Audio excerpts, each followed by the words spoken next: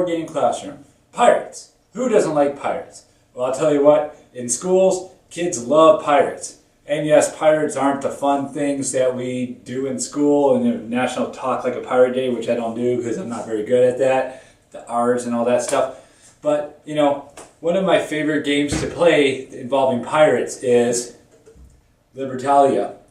And I use this one in school because one of the things we teach in school that's not really something that is a subject per se, but something that we do quite a bit, is learning to make decisions and making our decisions quickly. Yes, there are times when you want to weigh your decisions and you want to really think about what you're doing, but there are also times when the decision needs to be made, and sometimes this putting off a decision doesn't help the situation. So I use Libertalia as a way to make decisions, as a way that, as I teach kids how to make decisions. We work very hard through the decision-making process. And this game is a way to play through our decision-making process. And I really feel that Libertalia makes that process go smoothly, effectively, and allows us to have fun while we talk about that decision-making process. So let's take a look at Libertalia. There's a lot to think about in this game. One of the things that you have to think about is every day, people are starting with the same, at least at the beginning of the game, everybody's starting with the same 9 pirates. And they have to decide when to play those 9 pirates. And as the game goes on, you will be discarding some pirates to play and then putting them in your den. Sometimes they get eliminated. And you're always re-adding to your original 9 set of pirates.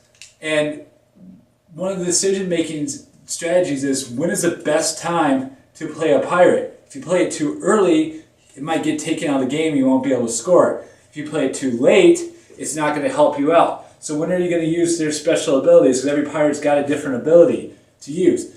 When is going to be the best time to play it?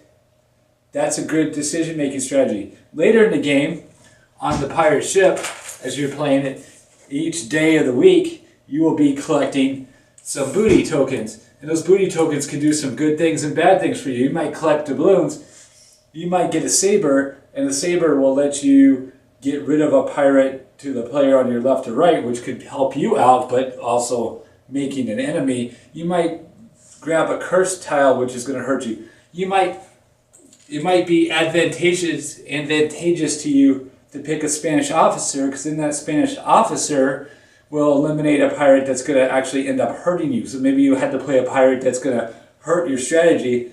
This guy will take care of that for you. So really, as the game plays pretty quickly, trying to score, get the most money like a good pirate would want to do, playing on the ship, deciding when is the best time to play your card. For example, during the day, the gambler is going to pay me 3 doubloons, and I get to discard a character of my choice from my den. That's from any den. So that could be really useful, depends on when I need it. Or I might play the Voodoo Witch and I gain 2 doubloons for each of the discarded characters. I might play the Captain, I gain 3 doubloons, but at night I lose 3 doubloons for each of your cursed relics. So I want to really make sure I don't grab any cursed relics if I had played the Captain. So you got to really be careful with that. So each card that you play has a benefit to it, and it might also have a negative consequence too, depending on what you're doing. So you really have to plan.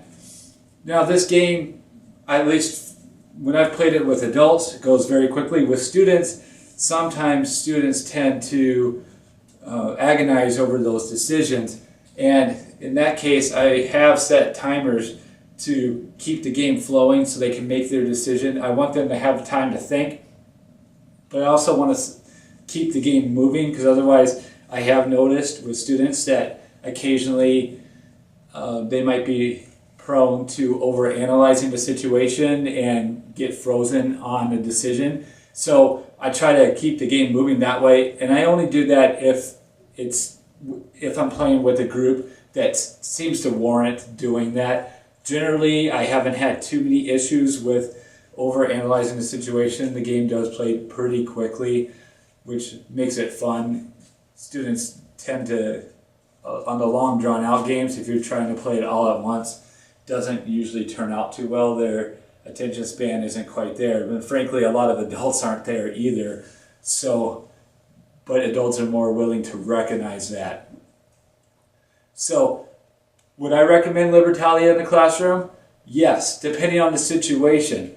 I use it when I'm doing decision-making skills with my students. I have thought about doing it in some math situations, because when you're doing statistics and you're trying to figure out numbers, you're trying to figure out when is the best time.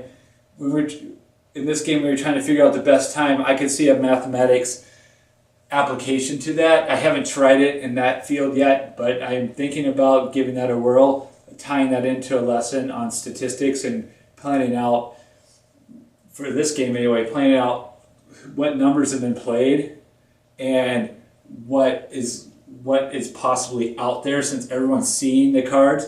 There's some good time we could do a little bit of statistics with that too, probabilities and that kind of stuff. So I was thinking about trying that out with them, but generally I've brought this game out when I'm working with students on decision-making skills, because that's a life skill that's very important to do. So thank you for watching another edition of the Board Game Classroom. Today was all about Libertalia, one of my favorite pirate games. Have a great day gaming.